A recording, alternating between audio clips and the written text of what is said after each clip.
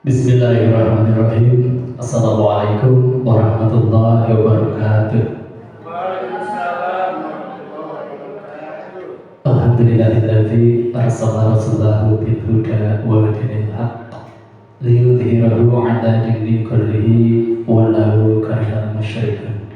Asyhadu an la ilaha illallah wahdahu la syarika lah wa asyhadu anna Muhammadan 'abduhu wa rasuluhu amma ba'd. Pertama-tama, marilah kita panjatkan puji dan syukur kehadirat Allah Maha Ghafur. Alhamdulillah, pada pagi ini kita masih diberi kesehatan sehingga kita dapat berkumpul di ruangan ini dalam acara aksi nyata diseminasi budaya positif sekolah oleh Ibu Tatin Wahyuningsih SPD, calon guru penggerak angkatan 9 SMP Negeri 3 Cikalangutang, Kabupaten Bandung Barat. Salawat dan salam semoga dilimpah curahkan kepada junjungan kita, yakni Habibana wa Nabiyana Muhammad sallallahu alaihi wasallam, kepada para keluarganya, kepada para sahabatnya, kepada para tabi'in, tabi'un tabi'innya, dan mudah-mudahan kita sebagai umatnya mendapat syafaat nanti di yaumul akhir. Amin ya rabbal alamin. Bapak Kepala SMP Negeri 3 Cikalangutang yang saya hormati, Ibu Tatin selaku calon guru penggerak angkatan 9 yang saya hormati, tak lupa Ibu Bapak Guru SMP Negeri 3 Cikalangutang yang saya hormati. Alhamdulillah, pada kesempatan ini kita dapat berkumpul dan mudah-mudahan berkumpulnya kita hari ini ada dalam ridho dan lindungan Allah Subhanahu wa Ta'ala. Amin ya rabbal alamin. Susunan acaranya, yang pertama pembukaan, yang kedua menyanyikan lagu Indonesia Raya, yang ketiga sambutan dari Bapak Kepala Sekolah, dan yang keempat doa tutup. Kemudian nanti akan dilanjutkan ke sesi kedua yang akan dipimpin langsung oleh Ibu Tatin Wahyuningsih. Baik, untuk acara pertama, mari kita bersama-sama buka acara ini dengan mengucap basmalah. Bismillahirrahmanirrahim. Acara selanjutnya yaitu menyanyikan lagu Indonesia Raya. Bapak Ibu dimohon untuk berdiri dan kami panggil kepada Ibu Rini Nurjana untuk berkenan memandu. Terima kasih.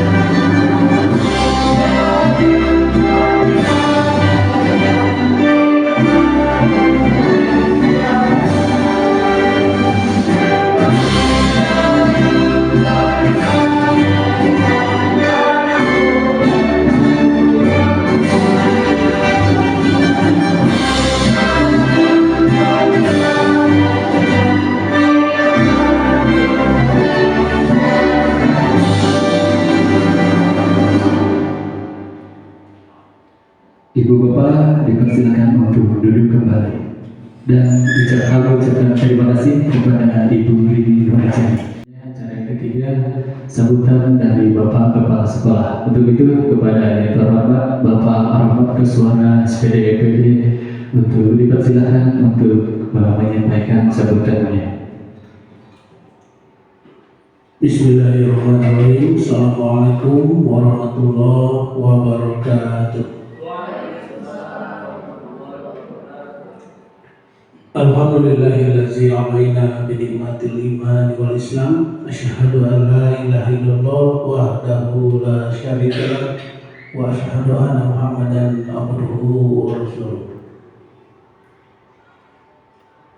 Puji dan syukur kita panjatkan kehadirat Allah Subhanahu wa taala, bahwasanya alhamdulillah pada hari ini kita bisa berkumpul dalam rangka salah satu kegiatan CGP, khususnya Ibu Tatin Wahyuningsi sebagai CGP angkatan ke-9.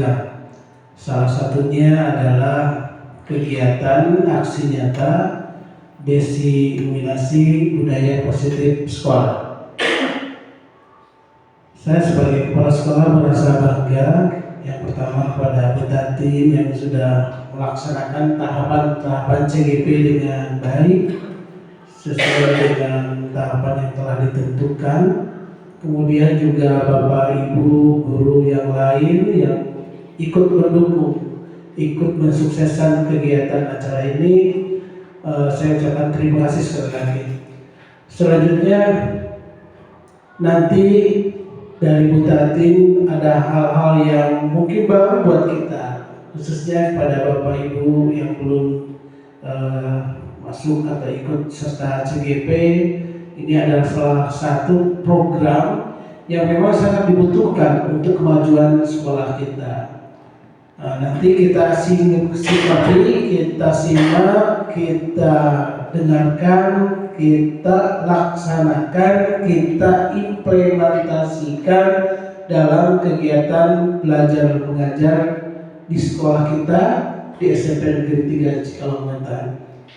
Alhamdulillah, mudah-mudahan ini menjadi ilmu yang berkah untuk semua, untuk peningkatan kualitas pendidikan di SMP Negeri 3 Cikalongwetan. Oleh karena itu, sekali lagi Bapak mengucapkan terima kasih. Kami siap berarti dengan rekan-rekan guru untuk mendapatkan desiminasi penularan ilmu yang bermanfaat untuk kami semua. Sangat dinantikan dan mudah-mudahan Allah memberikan kelancaran, kemudahan di dalam kegiatan ini. Mungkin itu yang Bapak sampaikan. Sekali lagi terima kasih kepada Bapak Ibu guru yang sudah hadir, khususnya juga kepada Ibu Tatin yang memfasilitasi kegiatan ini.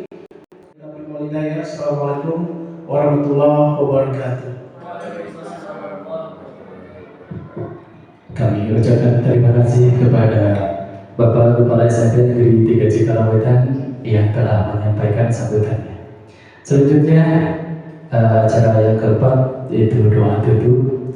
Baik Ibu Bapak, agar acara kita pada pagi ini mendapat ridho Allah Subhanahu wa taala dan ada dalam kelancaran tentunya. Untuk sesi pertama mari kita akhiri dengan doa. Untuk doanya akan dipimpin oleh saya sendiri. Bismillahirrahmanirrahim. Barakati Ummul Quran. Al-Fatihah.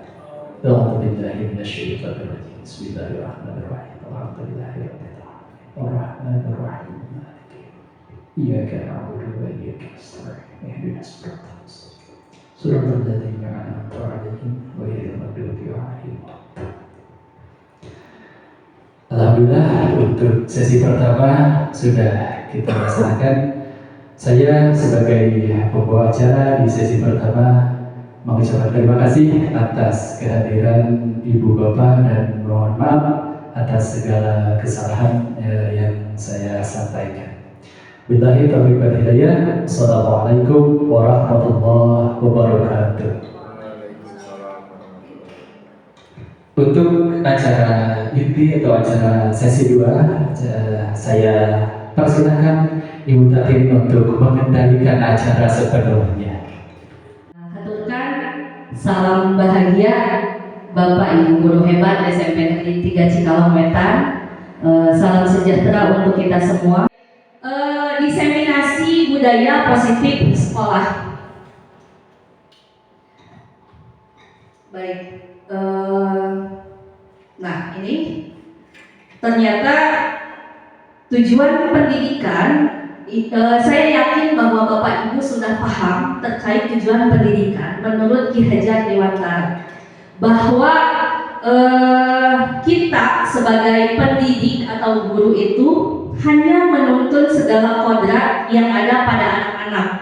Kita itu menuntun anak-anak berdasarkan kodrat mereka agar mereka itu dapat mencapai keselamatan dan kebahagiaan yang setinggi-tingginya, baik itu secara sebagai manusia seutuhnya maupun sebagai anggota masyarakat dalam lingkungan hidup mereka.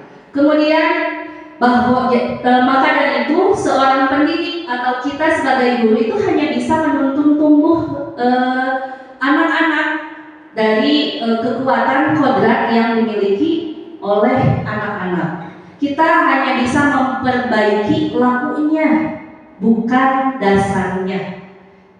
Bukan dasarnya hidup mereka gitu. Nah, dan kita berharap supaya anak-anak kita itu tumbuh sesuai kodrat alam, kodrat zaman yang dimiliki oleh murid-murid kita.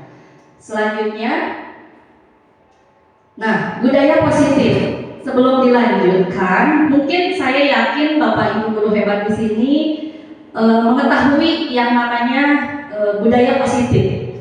Ada yang ingin memberikan tanggapan terhadap apa sih budaya positif itu?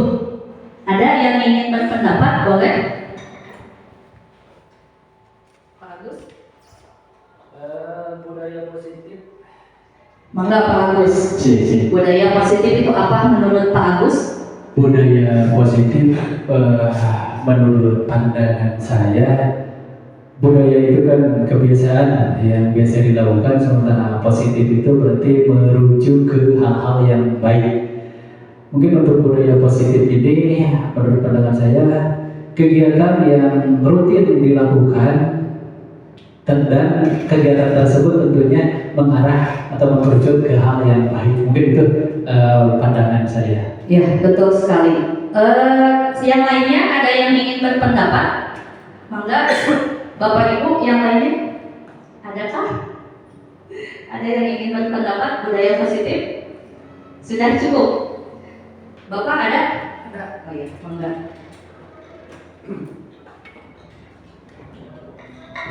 Budaya positif menurut saya jadi budaya itu sejenis apa namanya, kebiasaan-kebiasaan yang dilakukan oleh sekolah yang akan membuka perilaku yang baik, perilaku yang positif baik untuk siswa ataupun gurunya. Jadi kebiasaan-kebiasaan yang selalu dilaksanakan di sekolah yang bernilai baik untuk kemajuan sekolah. Mungkin itu. Ya, siap Bapak, terima kasih. Baik, cukup mungkin ya 2 komentar dulu. Baik, tadi Pak Agus menyampaikan bahwa budaya positif adalah budaya atau kebiasaan-kebiasaan yang tertanam di satu sekolah dengan mengarah ke titik kebaikan. Kemudian Bapak Kepala Sekolah berpendapat bahwa budaya positif itu adalah kebiasaan-kebiasaan yang dilakukan oleh guru maupun murid dalam satu sekolah tersebut yang berdasarkan nilai-nilai kebaikan seperti itu. Baik, terima kasih Bapak dan Pak Agus atas pendapatnya. Kita lanjut. Nah, betul apa yang disampaikan oleh Pak Agus dan Bapak Kepala Sekolah terkait budaya positif. Jadi budaya positif itu memang terlahir dari kebiasaan-kebiasaan yang disesuaikan atau yang diyakini berdasarkan nilai-nilai kebajikan seperti itu yang diakui oleh seluruh umat manusia atau kita menyebutnya nilai-nilai kebajikan universal. Nah, pada budaya positif itu ada sebetulnya ada 6 konsep inti budaya positif, tapi ini ditambahkan hanya satu tambahan, yaitu perubahan paradigma belajar. Di sini ada 7 konsep inti budaya positif: perubahan paradigma belajar, kemudian yang kedua disiplin positif dan nilai-nilai kebajikan, yang ketiga itu motivasi perilaku manusia, kemudian keyakinan kelas, kemudian kebutuhan dasar manusia, posisi kontrol seorang guru, kemudian yang terakhir itu segitiga restitusi. Pada perubahan pembelajaran dengan paradigma, karena sekolah kita sudah sekolah penggerak angkatan kedua, dan kita sudah mengetahui bahwa pembelajaran pada sekolah kita itu kurikulum merdeka yang segala sesuatunya itu pasti untuk mewujudkan profil pelajar Pancasila, yang salah satunya itu dengan salah satu pembelajarannya itu berdiferensiasi. Kemudian yang selanjutnya perubahan pada paradigma belajar. Nah, di sini sekolah itu diibaratkan seperti ladang atau tanah yang kita itu guru, murid, bahkan seluruh warga sekolah itu bercocok tanam dalam tanah tersebut. Bagaimana kita merawat tanaman tersebut supaya tumbuh dengan baik, supaya subur, menghasilkan panen yang bagus. Bagaimana cara kita menumbuhkan tanaman tersebut supaya tumbuh dengan baik. Nah, kemudian kita ternyata sekolah, termasuk seluruh warga sekolah, kita itu harus menumbuhkan atau menjadikan lingkungan sekolah itu yang menyenangkan, aman, dan membahagiakan seluruh anggota warga sekolah. Kemudian insya Allah jika sudah terbentuk hal tersebut, itu akan menanamkan karakter murid akan dengan baik. Kemudian salah satu contohnya yang awalnya murid merasa malas ketika belajar, hare-hare, acuh tak acuh ketika pembelajaran kita, tapi kita menciptakan suasana pembelajaran yang menyenangkan, membuat mereka nyaman dan bahagia. Insya Allah motivasi murid itu akan tumbuh dengan sendirinya. Mereka akan termotivasi. Budaya positif ternyata ada dalam disiplin positif dan nilai-nilai kebajikan. Ini saya akan meminta Bapak Ibu berpendapat. Bayangkan Anda adalah A, tugas Anda adalah mengepalkan salah satu tangan Anda.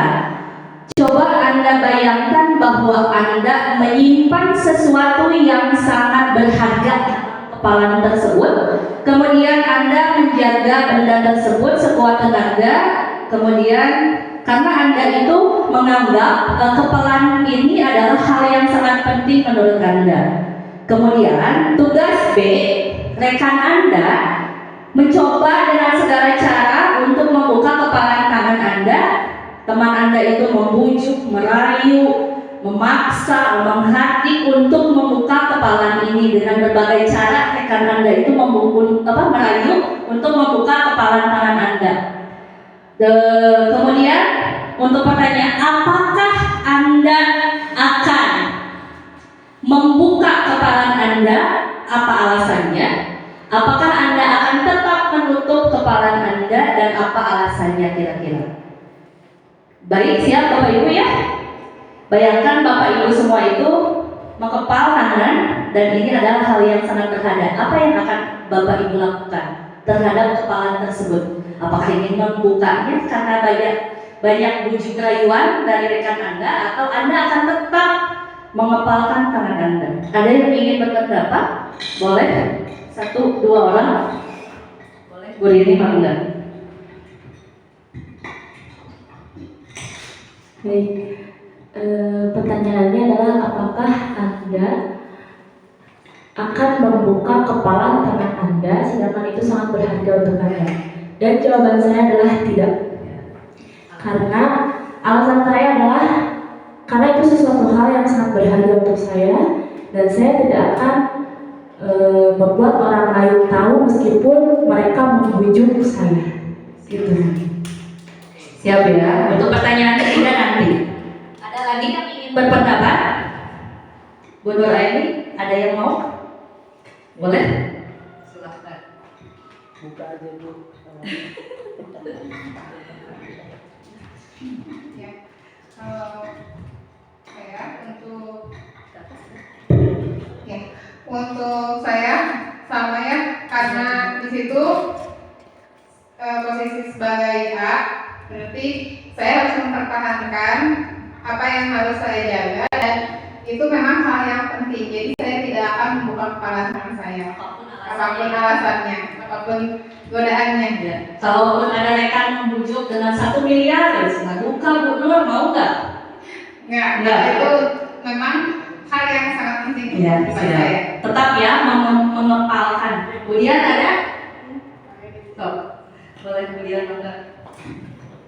Saya mungkin di sini juga saya akan terus menggenggam atau mengepalkan tangan saya. Kenapa? Ini adalah milik saya, barang saya yang sangat berharga. Belum tentu ketika barang atau yang berharga ini pindah ke tangan orang lain, dia bisa menjaga seperti saya menjaganya gitu. Situ mungkin ya Bu. Oke. Siap, terima kasih. Beri tepuk tangan untuk Bu Dina, Bu Aini dan Bu Rini yang sudah berpendapat. Baik, semuanya ada nggak? Semuanya tetap mengepalkan. Ada yang ingin membuka, Bapak Kepala Sekolah, ada yang mau membuka atau tetap mengepalkan?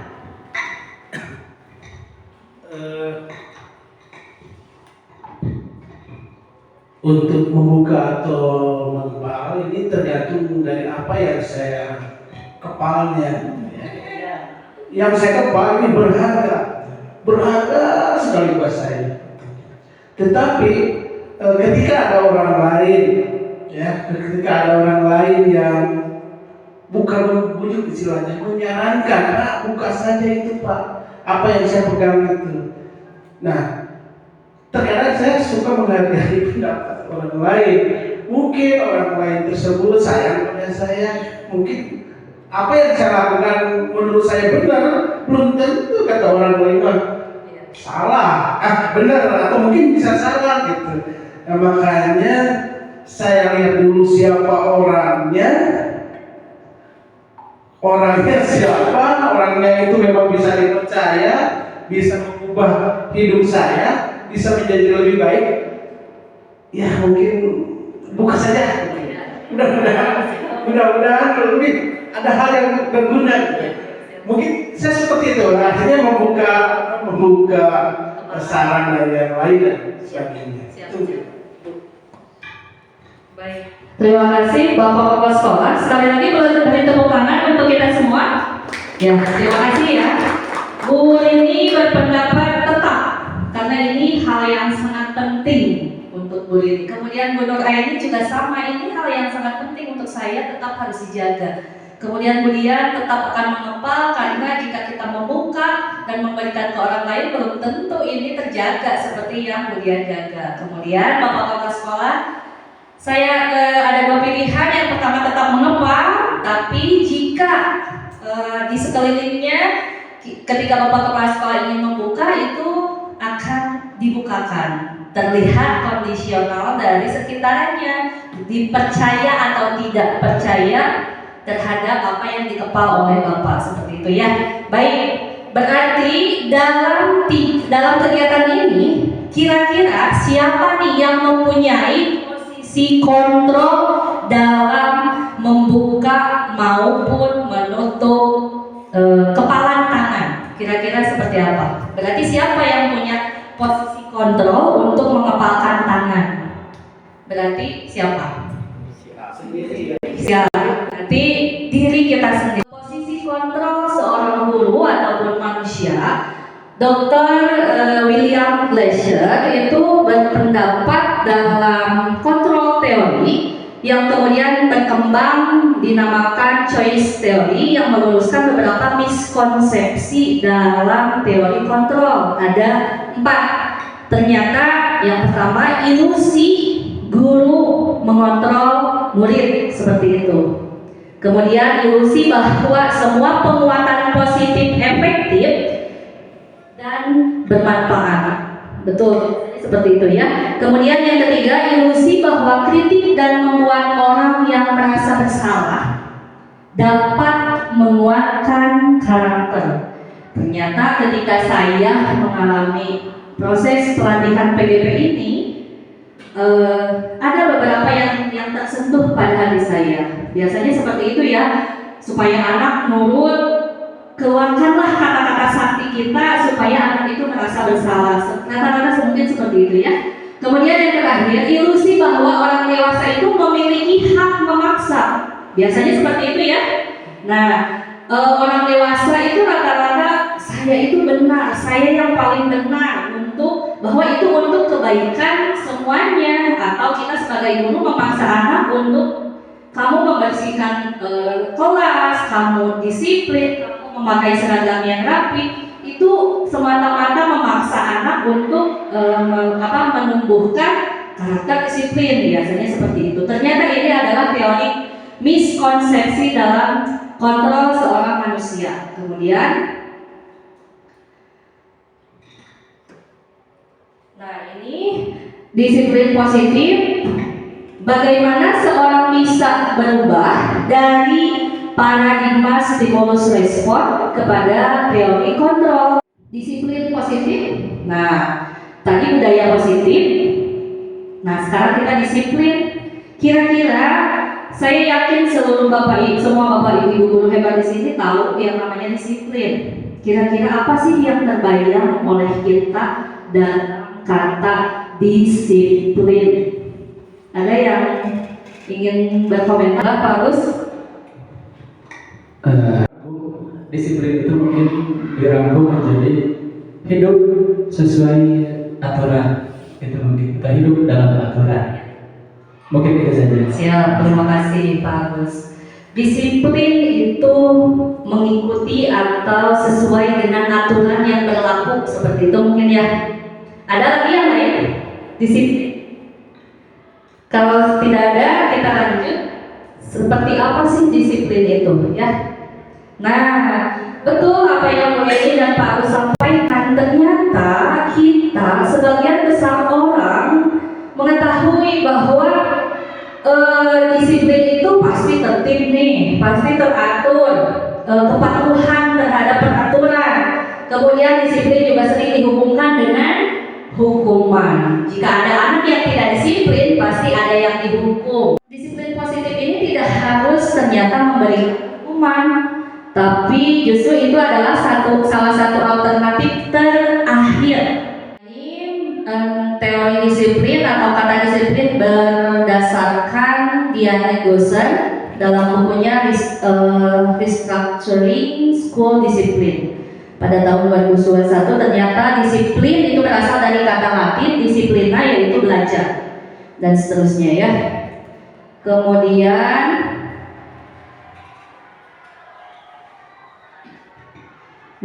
ternyata itu adalah kata disiplin yang tadi sudah disampaikan dari teman-teman juga. Nah, kemudian kita lanjut ke nilai-nilai kebajikan. Dalam nilai-nilai kebajikan ini maksudnya itu nilai-nilai kebaikan yang kita yakini dalam kehidupan kita. Contohnya dalam profil pelajar Pancasila, di sana ada 6: beriman, bertakwa kepada Tuhan Yang Maha Esa, dan berakhlak mulia. Ini salah satu nilai kebajikan ternyata. Kemudian mandiri, bernalar kritis, kebinekaan global, bergotong royong, dan kreatif. Kita ada dari organisasi praktisi lain juga, IBO, Primary Years Program. Nah, ini sikap murid yang diinginkan dalam nilai-nilai kebajikan. Ada toleransi, rasa hormat, integritas, mandiri, menghargai, antusias, empati, keingintahuan, kreativitas, kerjasama, percaya diri, komitmen. Ini berdasarkan organisasi praktisi pendidikan dari Primary Years Program. Kita ke organisasi praktisi yang lain. Nilai kebajikan. Nah, ini ada 9 pilar karakter Indonesian Heritage Foundation. cinta Tuhan dan segenap ciptaannya, kemandirian dan seterusnya sampai toleransi, kedamaian dan kesatuan seperti itu.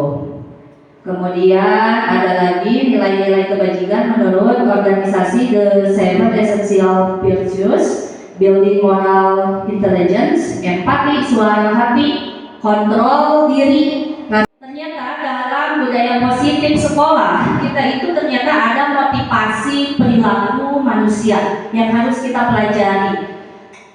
Di dalam pendapatnya Dian Gerson itu berpendapat bahwa ada 3 perilaku manusia. Boleh kita menawarkannya kepada murid kita. Yang pertama, untuk menghindari ketidaknyamanan atau hukuman. Biasanya seperti itu ya. Murid-murid kita ketika ada peraturan pasti bagaimana nih supaya kita itu tidak dihukum, menghindari ketidaknyamanan atau menghindari hukuman. Kemudian yang kedua, untuk mendapatkan imbalan atau penghargaan dari orang lain. Biasanya seperti itu ya. Saya karena juara 1 dapat ranking, saya harus tetap ranking pertama karena supaya dapat hadiah ataupun penghargaan dari sekolah. Kemudian yang ketiga, untuk menjadi orang yang mereka inginkan dan menghargai diri sendiri dengan nilai-nilai yang mereka percaya.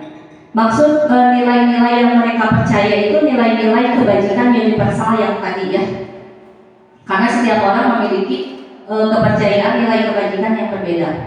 Nah, kemudian di sini ada posisi kontrol guru. Ternyata ada hukuman, ada konsekuensi, ada restitusi. Ada 3 jenis dalam menumbuhkan budaya positif itu. Tapi ternyata posisi di manakah kita berada? Apakah kita kepada murid kita memberikan hukuman jika mereka melanggar aturan sekolah? Apakah kita hanya memberikan konsekuensi? Apakah kita itu hanya memberikan restitusi? Ternyata jika kita sebagai guru, jika ada murid yang melanggar aturan sekolah, kesepakatan kelas ataupun kesepakatan dalam pembelajaran, jika ada murid yang melanggar, ternyata kita itu berada di identitas gagal sebagai guru, seperti itu. Di manakah kita jika ingin berhasil? Ternyata berada di identitas yang kita itu harus memberikan konsekuensi atau restitusi. Minimal kita itu harus konsekuensi memberikan imbalan kepada murid yang melanggar aturan sekolah. Restitusi itu pada poin tertinggi. Jadi jika kita melaksanakan hukuman, memberikan hukuman kepada murid, ternyata kita itu sebagai guru sudah gagal dalam berada pada posisi identitas gagal seperti itu. Nanti Bapak Ibu bisa pelajari dalam kolom ini guru itu seperti apa ya. Kita sebutkan salah satunya aja. Pada hukuman misalkan murid itu menyembunyikan kesalahan. Kemudian guru mencoba dan seterusnya sampai ke bawah. Ternyata pada konsekuensi itu murid berada pada posisi taat pada peraturan dalam belajarnya. Kemudian restitusi juga hampir sama. Kalau restitusi itu bisa memecahkan masalahnya sendiri. Jadi kalau hukuman itu murid pasti akan menyembunyikan, lari dari masalah, menyembunyikan masalah. Kemudian kalau kita konsekuensi, istilahnya anak masih ada dalam tahap aman, mereka ingin belajar seperti itu dan taat peraturan. Tapi kalau restitusi itu sudah anak bisa mencari solusi dari permasalahan. Jadi kenapa anak tersebut melanggar seperti itu ya? Kita lanjut. Nah, dalam motivasi perilaku manusia ternyata ada juga selain yang tadi hukuman, konsekuensi dan restitusi, ternyata ada yang berpendapat Alfikon tentang dihukum oleh penghargaan. Kemudian mengemukakan baik penghargaan maupun hukuman, ternyata itu adalah cara mengontrol perilaku manusia yang menghancurkan potensi untuk pembelajaran yang sesungguhnya. Menurut Kohn ini, secara ideal tindakan belajar itu sendiri adalah penghargaan sesungguhnya. Kohn juga selanjutnya mengungkapkan beberapa pernyataan dari hasil pengamatannya selama ini tentang tindakan memberikan penghargaan yang nilainya itu sama dengan menghukum seseorang, seperti itu. Jadi makanya pada saat ini mungkin 1 tahun lebih ini kita tidak ada ranking. Masih dalam motivasi perilaku manusia dihukum oleh penghargaan. Kenapa dihukum oleh penghargaan? Ternyata dihukum oleh penghargaan itu berpengaruh dalam jangka panjang dan pendek. Kemudian penghargaan itu tidak efektif. Penghargaan juga merusak hubungan. Kemudian penghargaan juga mengurangi ketepatan. Kemudian penghargaan menurunkan kualitas. Kemudian penghargaan mematikan kreativitas. Kemudian ternyata penghargaan juga menghukum. Kemarin sempat diistilahkan kenapa penghargaan itu jadi dihukum oleh penghargaan. Contohnya misalkan di satu kelas ada yang ranking 1. Misalkan kita kan di sekolah kita dari dulu itu 3 besar ya, budayanya 3 besar, ranking yang diumumkan ternyata memang bisa merusak hubungan. Kenapa? Ketika anak yang pintar ya udah ingin bergaulnya dengan circle yang pintar saja, tapi ketika ada teman yang kurang berkompeten ingin bergaul dengan teman yang pintar karena saya merasa tidak pantas, jadi saya ya udah bikin circle sendiri aja. Nah itu jadi ternyata walaupun itu tidak kasat mata, ternyata itu salah satunya dihukum oleh penghargaan dan salah satunya merusak hubungan seperti itu. Walaupun tidak secara abstrak harus merusak satu hubungan, contohnya seperti itu. Kemudian tujuan disiplin positif adalah menanamkan motivasi pada murid untuk menjadi orang yang mereka inginkan, dan menghargai diri sendiri dengan nilai-nilai kebajikan yang mereka yakini dari rumahnya, bukan dari sekolahnya. Sekolah itu hanya memperkuat nilai kebajikan yang ada pada murid yang dimiliki oleh mereka. Kemudian ketika murid sudah memiliki motivasi tersebut, maka mereka sudah memiliki motivasi intrinsik. Kebayang nggak Bapak Ibu kalau misalkan siswa juara kelas mungkin ingin mempertahankan juaranya karena ada faktor tertentu. Salah satu contohnya di kelas kita juga ada ya, salah satu murid ternyata ada kontrol dari orang tua, kamu nggak boleh turun rankingnya karena itu dari paksaan dari orang tua. Itu adalah anak tersebut mempertahankan ranking itu bukan motivasi dari diri, tapi ternyata itu dari eksternal dirinya. Nah, dalam pembelajaran kita sekarang itu harus mencoba menumbuhkan motivasi intrinsik dari murid berdasarkan keyakinan yang mereka yakini. Kemudian yang itu insya Allah dampak panjang dan berpengaruh oleh adanya hukuman maupun hadiah. Nah, sekarang ternyata ada keyakinan kelas untuk menumbuhkan budaya. Kenapa sih harus keyakinan kelas? Kenapa tidak peraturan kelas?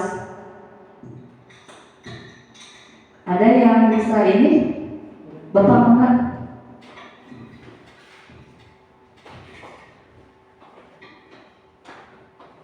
Memang saya cenderung setuju dengan istilah keyakinan kelas. Yang namanya yakin itu kan percaya sepenuh hati. Percaya sepenuh hati, senang sepenuh hati, ingin belajar sepenuh hati, berarti itu motivasi intrinsik. Motivasi intrinsik ini menimbulkan semangat belajar yang luar biasa. Bukan karena ingin dapat penghargaan kayak tadi, bukan karena ingin mendapatkan pujian, tapi timbul dari dirinya ingin berprestasi, bukan ingin mendapatkan penghargaan. Tetapi kalau peraturan kelas, ini lahir dari motivasi nantinya itu terjadi karena motivasi ekstrinsik dari luar, dari aturan sekolah, dari aturan guru, dari wali kelas, bahwa di kelas ini tidak boleh ini, tidak boleh itu. Nah, ya berarti itu berupa peraturan yang menimbulkan ketidaknyamanan bagi siswa. Tetapi kalau konsepnya keyakinan kelas, dia akan merasakan sendiri bahwa itu ada manfaatnya ketika dia yakin tidak melakukan hal-hal yang jelek di kelasnya gitu. Jadi saya cenderung memang enak keyakinan kelas, enak gitu. Jadi tidak bukan peraturan kelas, kita pun sama sebagai guru, sebagai pegawai, peraturan PNS keluarga berat. Jadi menurut data karena ada peraturan. Tetapi kalau keyakinan sebagai PNS harus bagaimana, sebagai guru harus bagaimana, itu keluar dari diri sendiri. Tapi kalau peraturan motivasi ekstrinsik, merasa terpaksa. Jadi kalau kita melakukan ini, karena tidak boleh, gitu. Jadi rasanya kurang nyaman. Itu mungkin Bu. Pak, terima kasih, luar biasa ya. Ada yang ingin menambahkan, kira-kira kenapa sih harus keyakinan kelas? Kenapa tidak peraturan kelas? Ada yang ingin berpendapat lagi? Ada Bu? Mangga.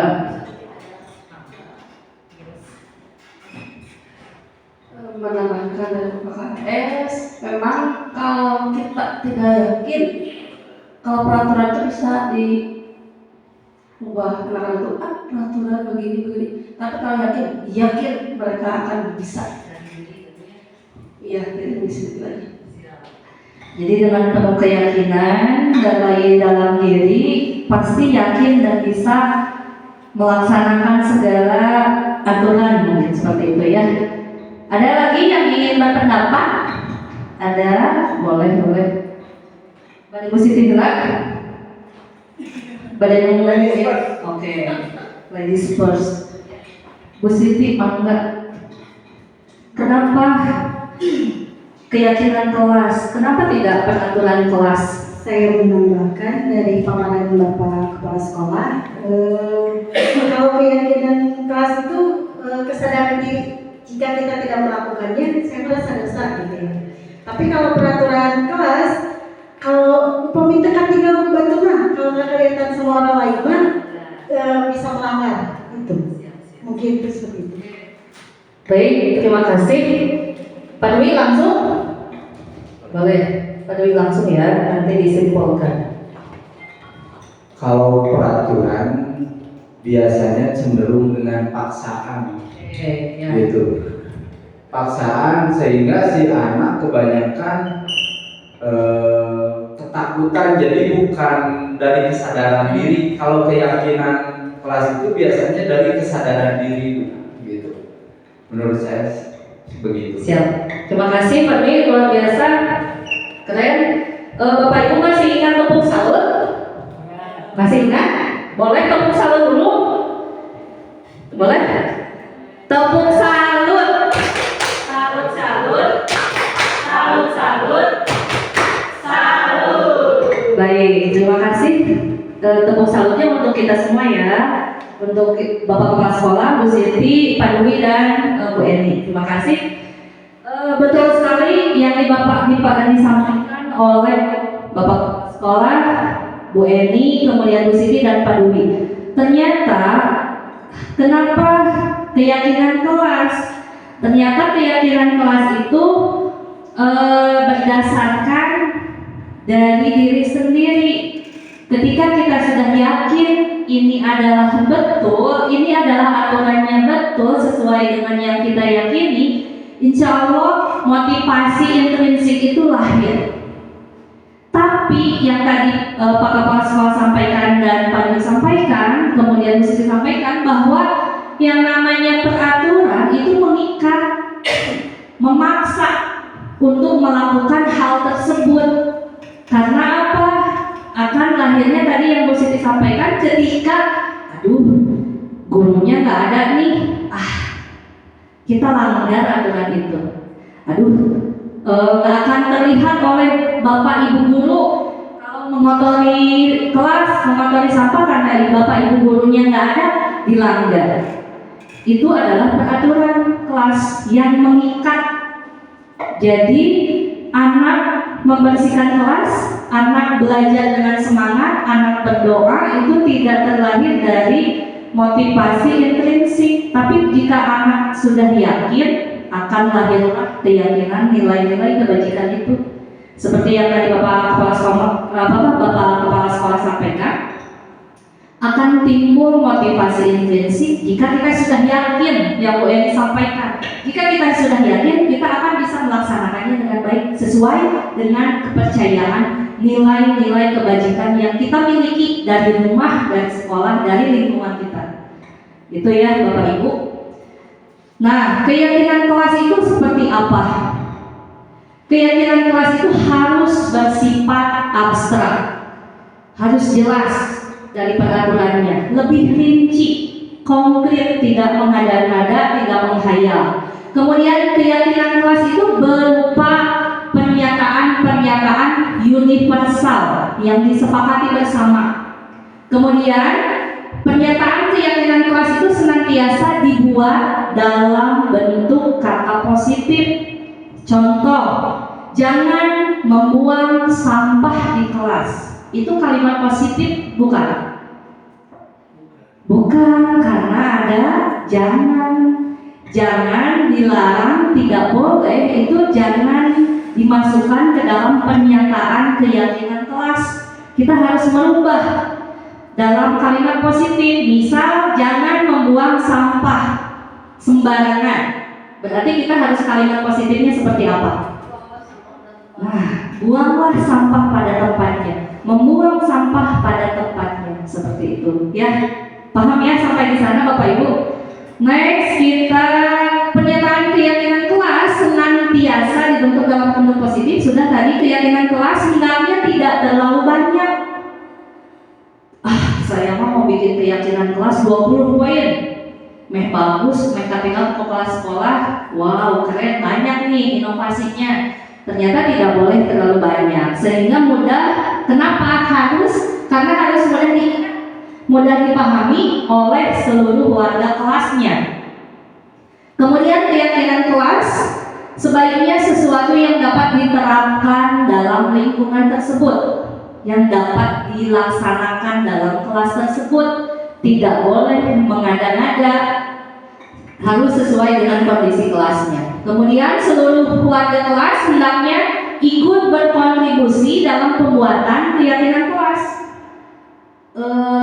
lewat surah pendapat.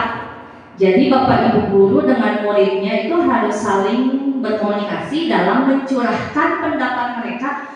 Saya mah ingin ini, terlahir dari anak-anak, terlahir dari murid-murid kita, bukan kita yang membuat. Kalau peraturan kelas biasanya itu kita yang membuat. Kita yang memaksa anak harus menertibkan ini dan segala sesuatunya. Tapi ternyata keyakinan kelas itu harus dilibatkan murid berpendapat dalam keyakinan kelas tersebut. Tidak mengada-ngada, tapi harus sesuai dengan kondisi kelasnya. Yang terakhir itu bersedia meninjau kembali dari waktu ke waktu. Berarti refleksi. Kita harus mengevaluasi, kita harus merefleksikan keyakinan kelas yang sudah kita buat. Nah, ini ternyata bukan keyakinan kelas saja ya Bapak Ibu, ternyata ini ada keyakinan sekolah juga. Jadi bukan peraturan sekolah untuk para pegawai, seluruh warga sekolah, ternyata bukan keyakinan kelas saja. Nanti juga pasti akan ada yang namanya keyakinan sekolah. Yang tadi Bapak Kepala Sekolah sampaikan, keyakinan sekolah agar timbul motivasi intrinsik dari seluruh pegawai untuk tertib dalam melaksanakan peraturan kerja kita sebagai guru, seperti itu. Selanjutnya, cara menyusun atau cara membentuk keyakinan kelas itu tidak bukan hal yang mudah ternyata, tapi ada proses. Yang pertama, kita harus mensosialisasikan kepada murid kita. Kemudian libatkan seluruh murid dalam membuat keyakinan kelas, dibuat dalam kalimat positif, kontekstual, kemudian tempel di tempat yang strategis, yang bisa dilihat, yang mudah diingat oleh murid. Oh iya, keyakinan kelas kita ini seperti itu. Dalam poster boleh. Nah, ini salah satu contoh keyakinan kelas yang sudah saya buat itu ada 2. Yang pertama, keyakinan kelas dalam pembelajaran bahasa Inggris di kelas 7A. Berawal dari mungkin Bapak Ibu guru yang mengajar di kelas 7A tahu ya, ternyata di kelas 7A aktifnya lumayan. Kemudian ada yang suka mengutarakan kata-kata yang kurang sopan. Ternyata saya membuat keyakinan seperti ini dan mereka setuju, dibuatlah seperti ini. Untuk keyakinan kelas pembelajaran bahasa Inggris itu sudah berjalan hampir mau 1 bulan. Ternyata alhamdulillah ketika anak ada yang tidak, contohnya di sini ada yang menghargai teman atau guru yang sedang berbicara. Ketika ada teman yang ingin menanyakan atau berpendapat, terus ditembak, oh iya, aduh maaf Bu, saya tidak melaksanakan keyakinan kelas. Atau gini, ada temannya yang mengingatkan, hei ingat keyakinan kelas kita, seperti itu. Kemudian jujur dalam mengerjakan tugas. Ternyata yang biasanya copas 75% lah di kelas 7A itu ternyata sekarang itu mengurang.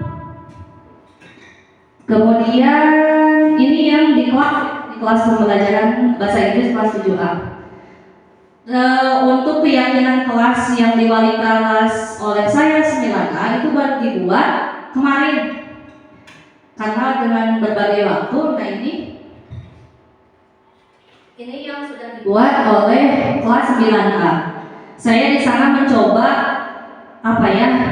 tidak dalam kalimat yang saya utarakan, tapi mereka yang membuat sendiri dengan dulu kelas 9 tahun lalu itu kesepakatan kelas yang dibuat, tapi saya lemparkan kepada anak-anak untuk berpendapat apa yang ingin kalian dalam supaya kalian itu nyaman di kelas ini, seperti itu. Ini berawal dari ini peraturan kelas kita sajikan, kita tanya kepada mereka peraturan kelas yang mana supaya kalian itu nyaman di kelas ini.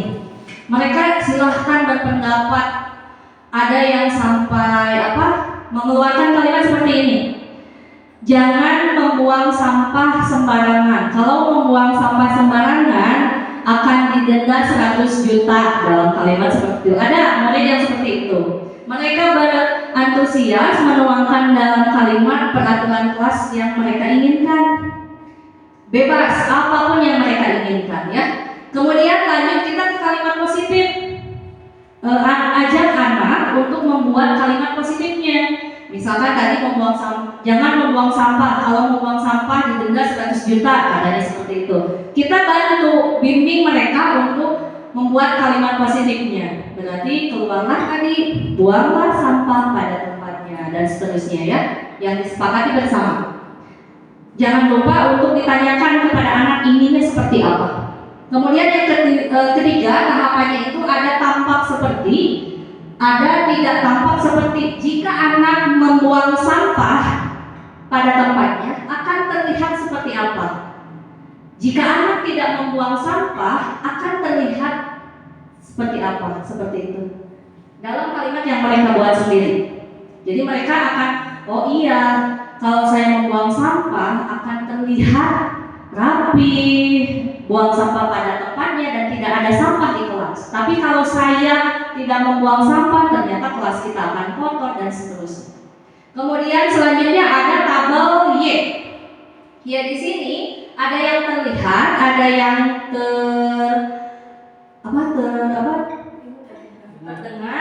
terlihat, terdengar dan berperilaku. Dari seluruh kalimat positif peraturan kelas ini mereka tentukan sendiri yang terlihat kalimat apa saja, keyakinan kelasnya, terdengar yang mana, berpikir yang mana, berperilaku yang mana. Mereka tahu sendiri ternyata. Yang awalnya saya menganggap mereka itu tidak bisa, ternyata bisa menentukan. Bahkan yang kita anggap di 9A yang kurang lah. Ternyata dia bisa menentukan mana yang terlihat, terdengar, dan yang berperilaku. Setelah itu, kita wajib menjelaskan bahwa tugas guru adalah apa.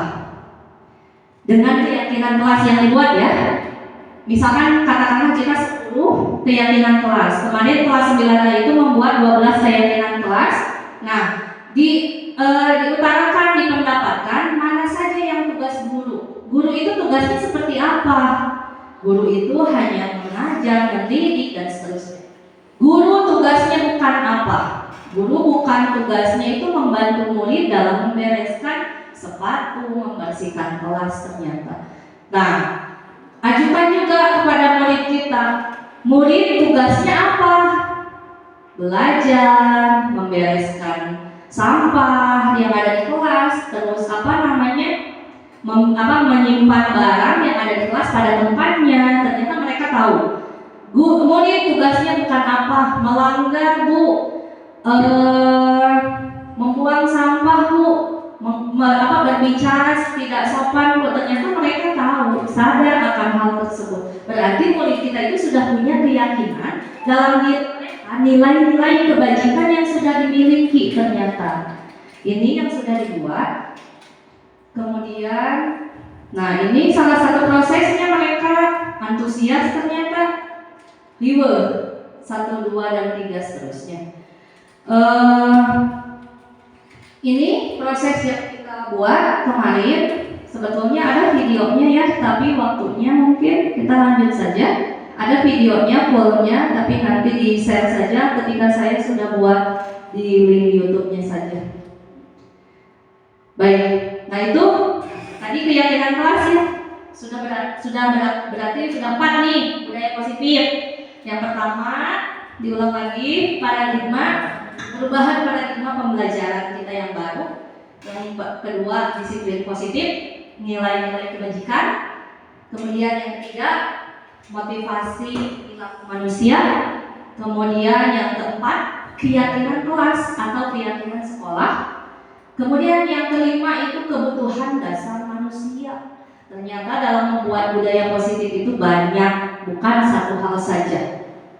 Nah, seluruh tindakan manusia memiliki tujuan tertentu. Yakin ya Bapak Ibu pasti. Kalau kita mau makan pasti ada alasannya, yaitu lapar, seperti itu. Semua yang kita lakukan adalah usaha terbaik untuk diri kita, untuk mendapatkan apa yang kita inginkan. Kemudian ketika kita mendapatkan apa yang kita inginkan, sebetulnya saat itu kita sedang memenuhi satu atau lebih dari kebutuhan dasar kita, yaitu yang pertama kebutuhan untuk bertahan hidup, survival. Kemudian kasih sayang dan rasa cinta, love and belonging. Kemudian kebebasan, freedom, kesenangan, fun, dan penguasaan, power. Ternyata itu ada dalam diri kita semua. Kebutuhan dasar manusia.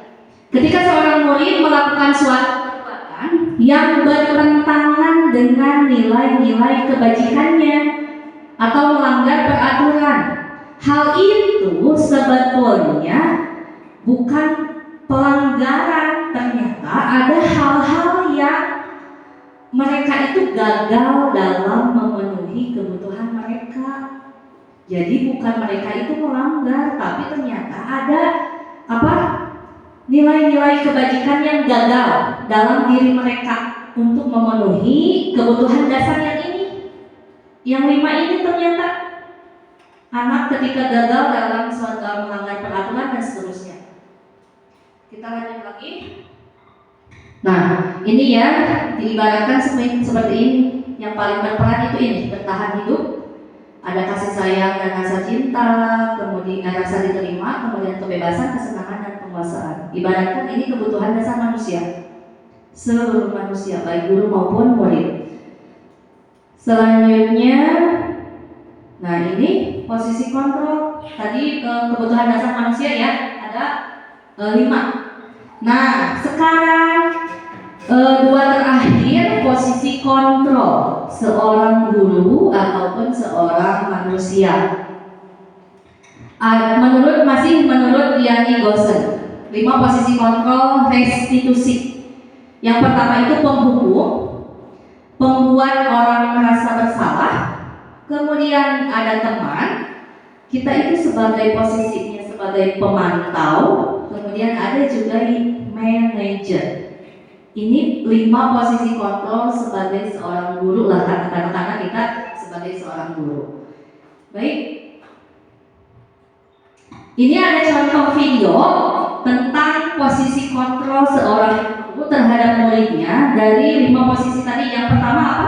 Tadi itu penghukum, pembuat orang merasa bersalah, teman, pemantau, manajer. Di manakah posisi kita sebetulnya seorang guru? Kita bisa lihat dalam video ini.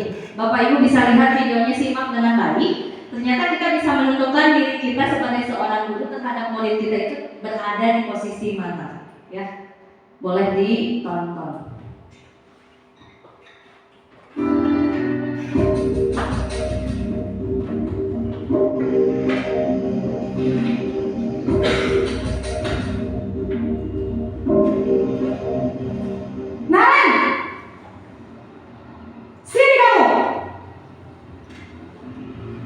Selamat pagi, Bu. Selalu terlambat. Kamu deh, pasti terlambat. Maaf, Bu. Saya Apa? Apa coba? Alasan kamu apa lagi? Kapan sih kamu tidak terlambat? Malas sekali ya kamu jadi anak. saya Dasar pemalas. Gak kapok-kapok sih kamu. Sudah berapa kali terlambat? Sana, kamu keliling lapangan basket 2 kali. kenapa saya harus keliling lapangan basket, Bu? Kenapa? Kamu melawan ibu? Berani-beraninya jawab. Sudah terlambat, masih berani jawab pula. Sekarang, keliling lapangan basket 5 kali sekalian. Biar kapok. Cepat. Pergi sana ke lapangan basket.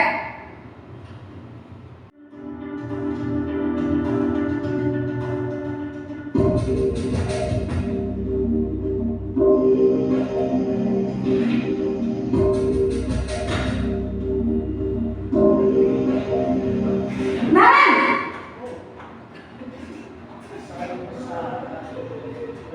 Selamat pagi, Bu. Naren, kamu kenapa terlambat lagi, nak?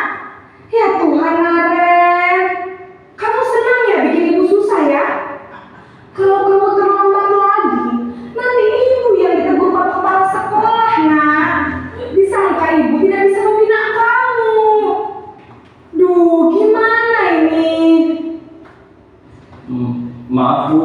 Duh Gusti Naren, kamu suka ya kalau ibu tegur Bapak Kepala Sekolah?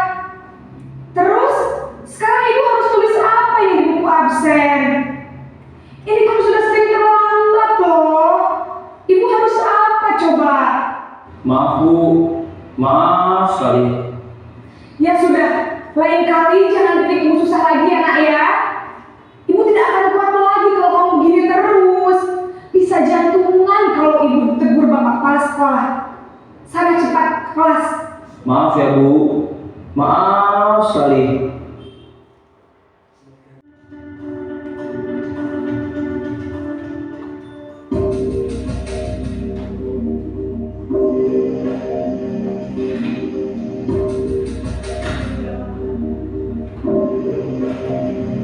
Naren!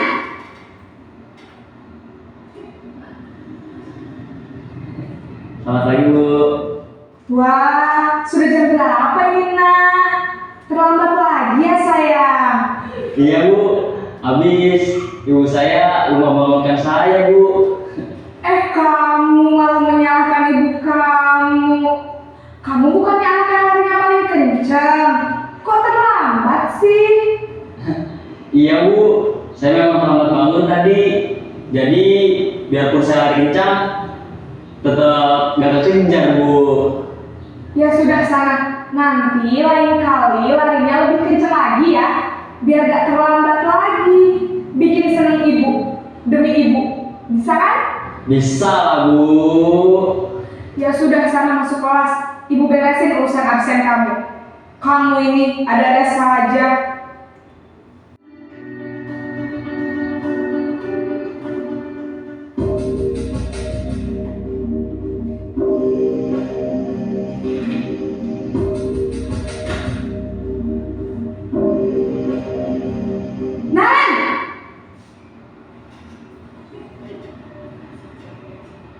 Selamat pagi Bu.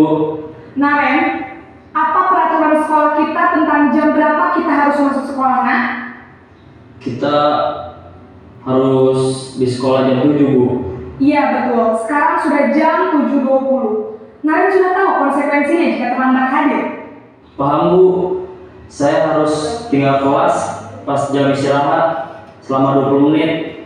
Iya benar, konsekuensinya demikian. Jadi nanti jam 9.30 pas istirahat, kamu harus tinggal di kelas, kerjakan tugas tambahan untuk ketertinggalan kamu, ya? Baik Bu.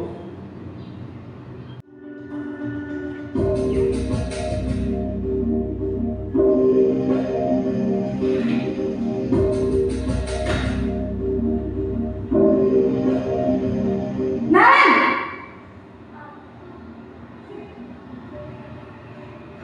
Selamat pagi Bu. Selamat pagi Naren. Maaf Bu, saya terlambat. Iya, sekolah masuknya jam 7, sekarang sudah jam 7.20. Jadi sekarang bagaimana ini Naren? Maaf Bu, saya lupa setel alarm saya semalam.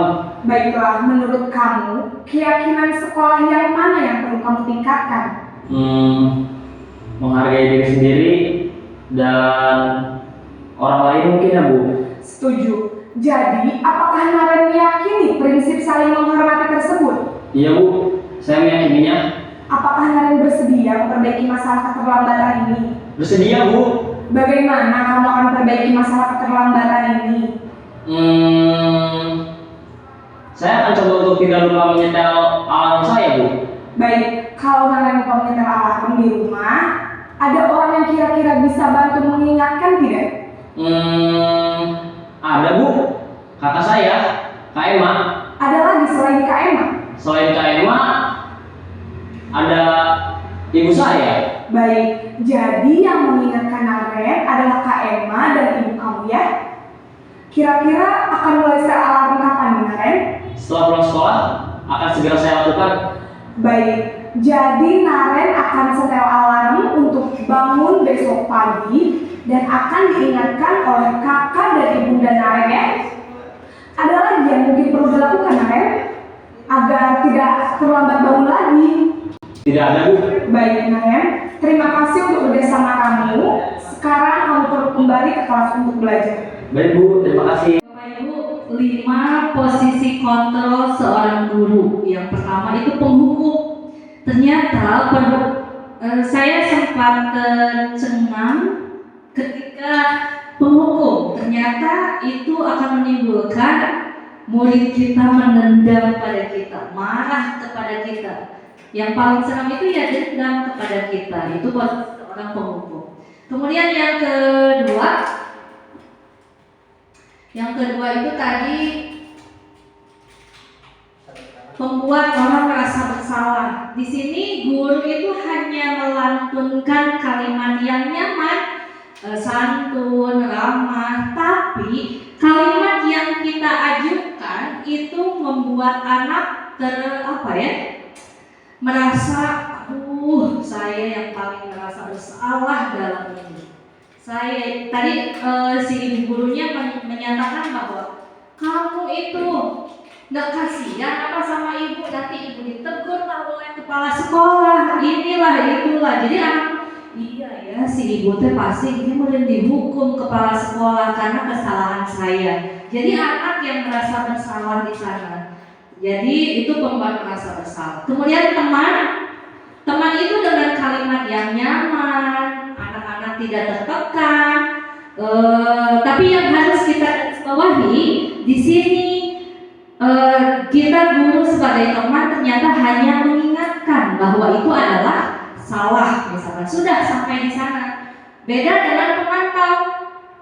Kalau pemantau, kalimatnya yang nyaman, santun dan seterusnya, tapi di sana ada solusinya, bukan solusi, tapi menyadarkan bahwa itu adalah salah, kita harus memperbaikinya. Sudah sampai di sana. Tapi ketika kita guru sebagai seorang manajer, di sana ditawarkan beberapa kita meyakini bahwa anak ini melakukan kesalahan, melanggar tata tertib sekolah, kemudian tadi yang harus digarisbawahi ini, pemantau itu hanya konsekuensinya.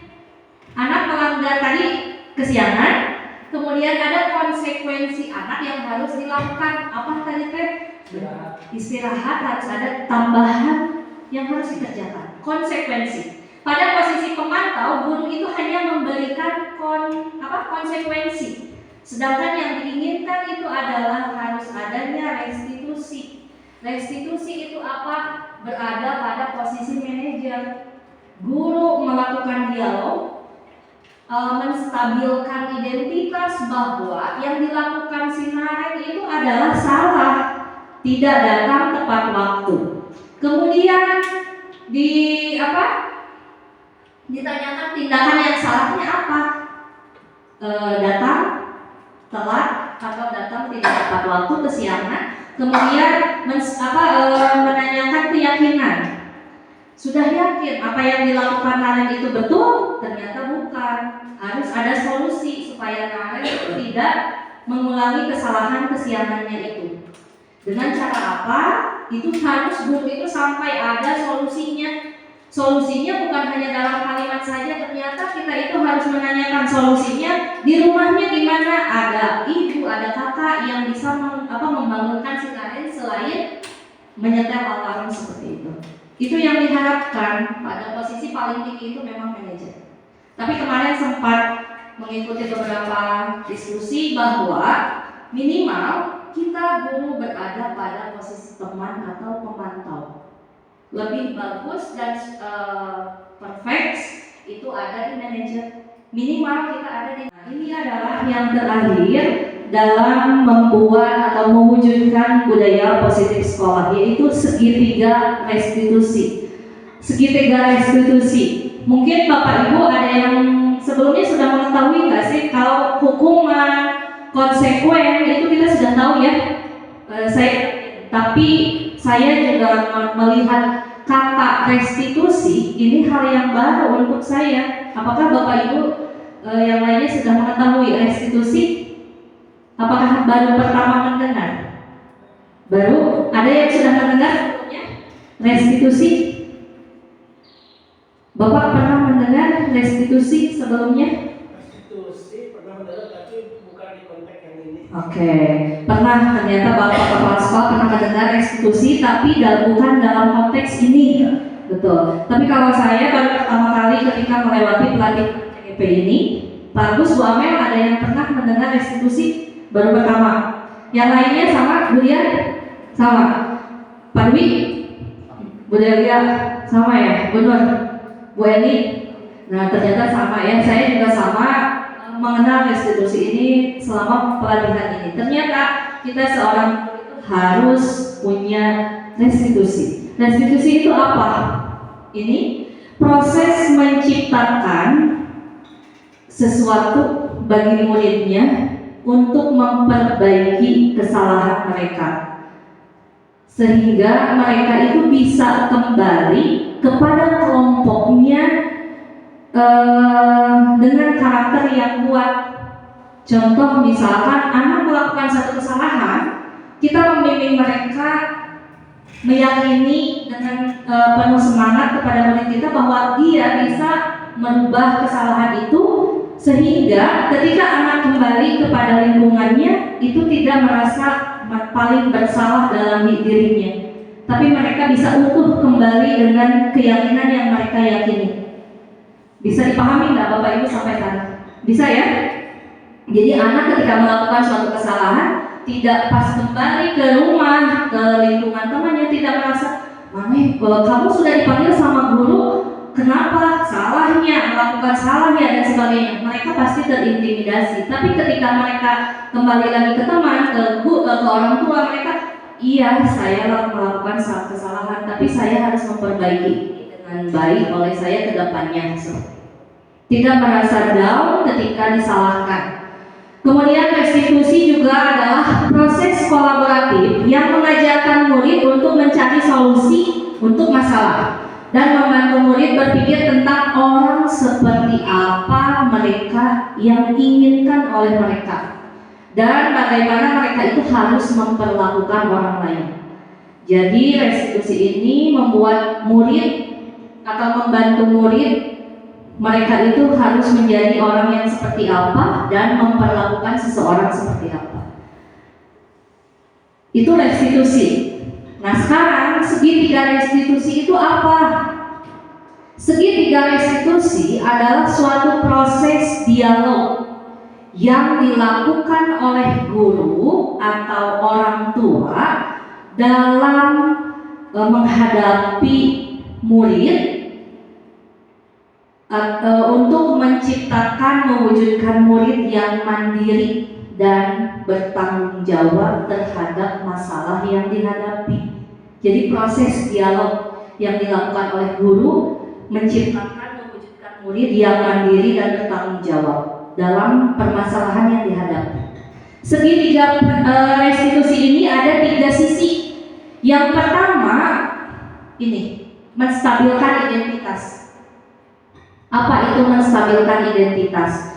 Menstabilkan identitas ini berdasarkan prinsip bahwa membuat kesalahan adalah proses pembelajaran.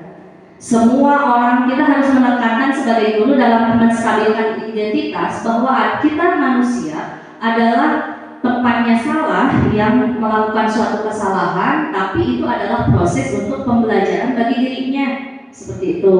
Kemudian dalam segitiga restitusi, dalam menstabilkan identitas, kita harus menyatakan pernyataan berikut seperti ini.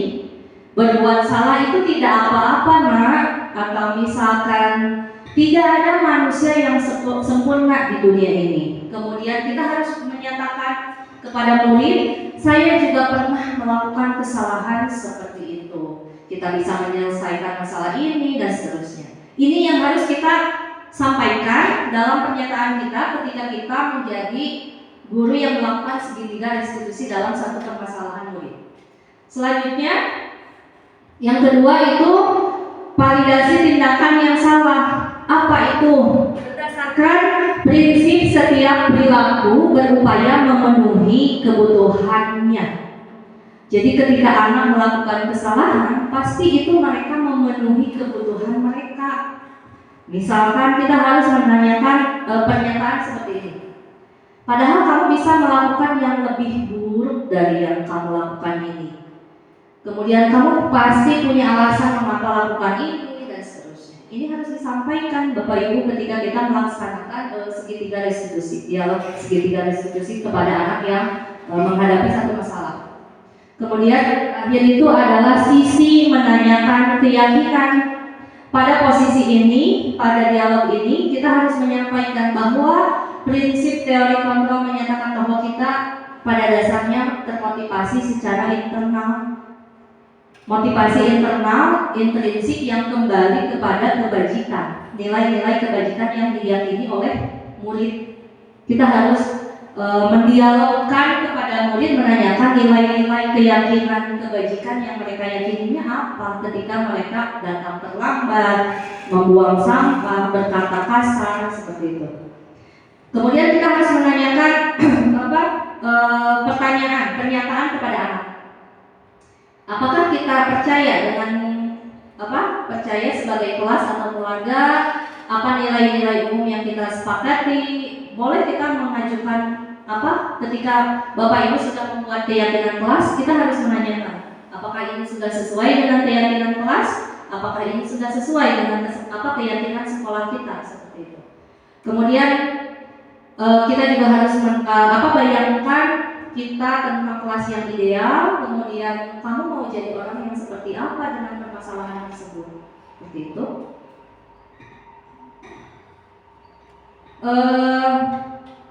Nah ini contoh dialog segitiga restitusi. Mohon izin untuk menayangkan videonya ya.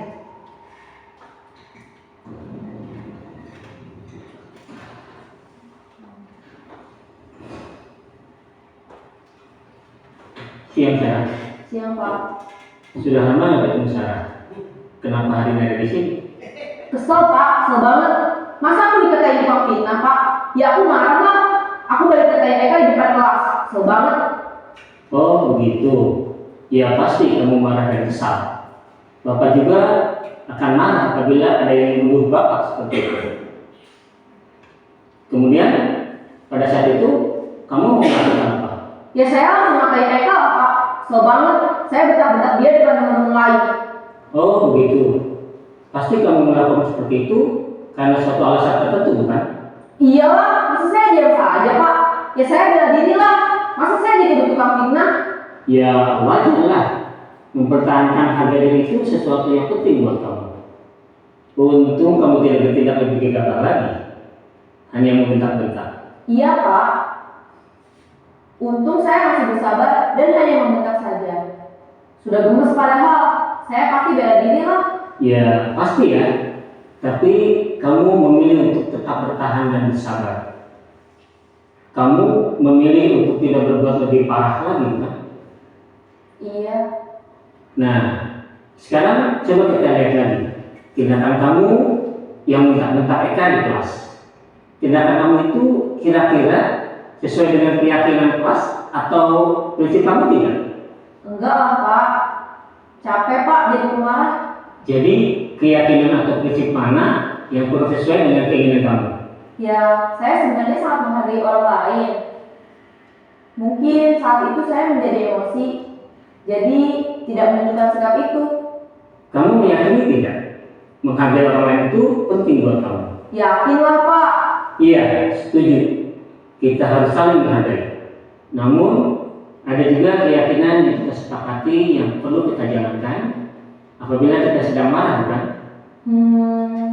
Ya, saya bisa lebih proaktif, mulai dengan diri sendiri.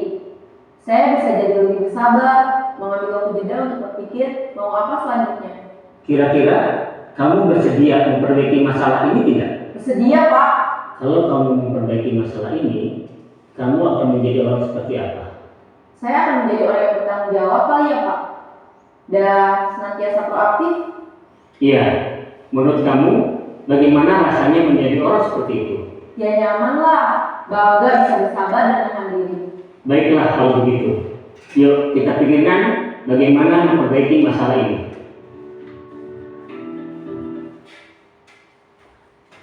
Itulah Bapak Ibu, inilah contoh segitiga restitusi seorang guru dalam menghadapi permasalahan murid ketika melanggar aturan sekolah.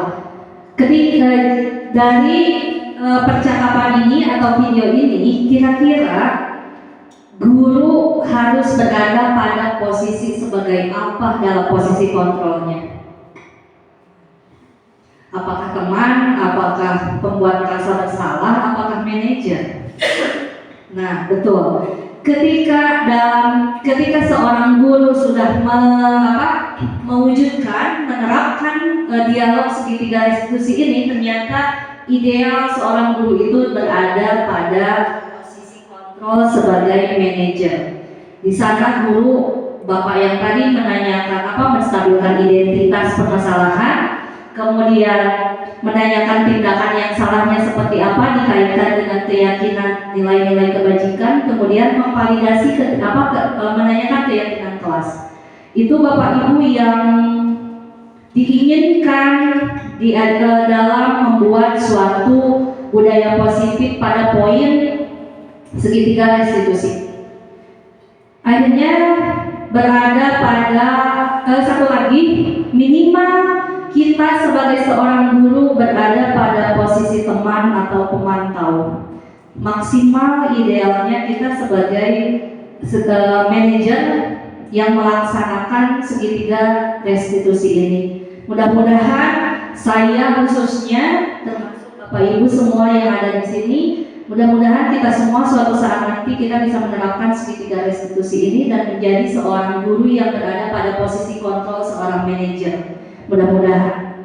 Karena ini memang betul menjadi suatu budaya positif sekolah yang mungkin tidak bisa terbentuk dalam jangka waktu sebulan, tapi ini bisa berlaku dalam bertahun-tahun. Tidak butuh waktu sedikit, kita butuh waktu yang sangat panjang dalam membuat suatu budaya positif yang sudah kita miliki, dikuatkan dengan pengetahuan yang baru, dikolaborasikan, dikerjasamakan, ada kerjasama yang kuat di antara seluruh warga sekolah. Ini adalah kesimpulan pada siang ini, pada kesempatan ini, yaitu peran kita sebagai guru menjadi bagian dari warga sekolah dalam menciptakan budaya positif di sekolah. Jadi seorang guru, kepala sekolah, murid, staf pendidikan yang lain ternyata mempunyai peran penting dalam membuat sebuah budaya positif sekolah. Kemudian dengan menerapkan konsep-konsep inti seperti disiplin positif yang tadi, motivasi perilaku manusia mulai dari hukuman, penghargaan, posisi kontrol restitusi, kemudian keyakinan sekolah ataupun kelas, dan segitiga restitusi. Ini adalah konsep inti yang kita harus pahami dalam membuat budaya positif sekolah. Suatu saat nanti saya yakin SMP Negeri 3 Cikalongwetan bisa mewujudkan budaya positif sekolah yang sangat luar biasa dalam mewujudkan murid-murid kita yang berprofil pelajar Pancasila suatu saat nanti. Itu atas dasar kerjasama yang sangat luar biasa dan berjangka panjang ke depannya seluruh warga sekolah. Baik, Bapak Ibu yang hebat, Bapak Ibu guru hebat SMP Negeri 3 Cikalongwetan, salam dan bahagia, salam hormat saya, salam terima kasih yang tak terhingga dari saya, Tatin Wahyuningsih, CGP Angkatan ke-9. Terima kasih atas waktunya, kesempatannya yang sudah diberikan. Mohon maaf sudah mengganggu Bapak Ibu semua. Terima kasih segalanya atas perhatiannya. Mohon maaf yang sebesar-besarnya kepada Bapak Kepala Sekolah, kepada rekan sejak semuanya. Mohon maaf sudah mengganggu waktunya, dan mohon maaf juga jika ada kesalahan kata dalam bertutur kata pada pagi ini, kesempatan ini. Mohon maaf sekali lagi. Billahi taufiq wal hidayah. Wassalamualaikum warahmatullahi wabarakatuh.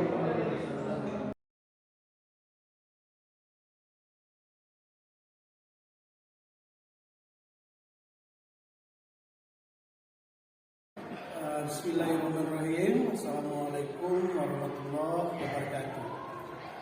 Saya Rohmat Kesara, Kepala SMP Negeri 3 Cikalongwetan, akan menyampaikan umpan balik dari kegiatan aksi nyata diseminasi budaya positif sekolah yang dilaksanakan oleh Ibu Tatin Wahyuningsih SPD, CGP Angkatan 9.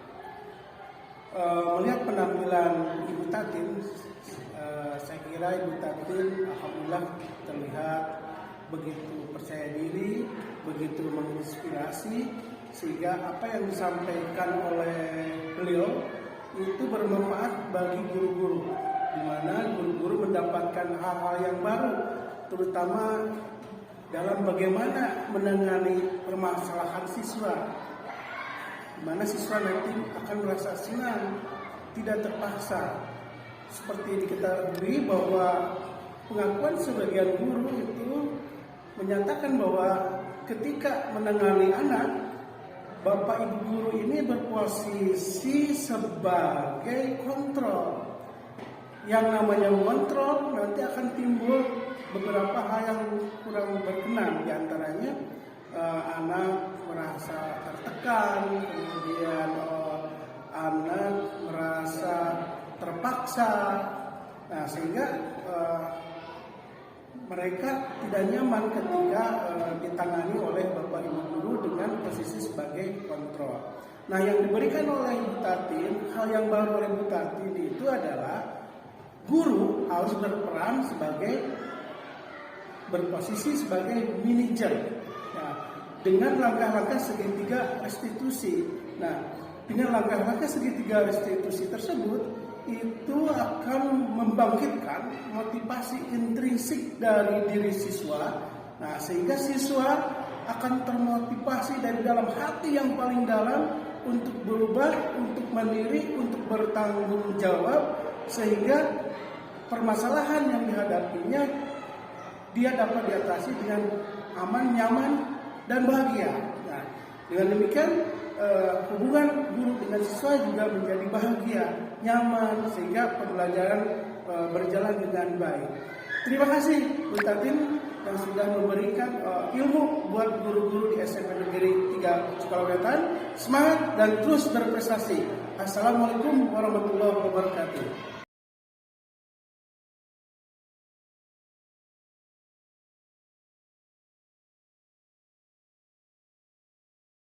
Assalamualaikum warahmatullahi wabarakatuh. Saya Siti Wahyuni dari SMP Negeri 3 Cikalongwetan.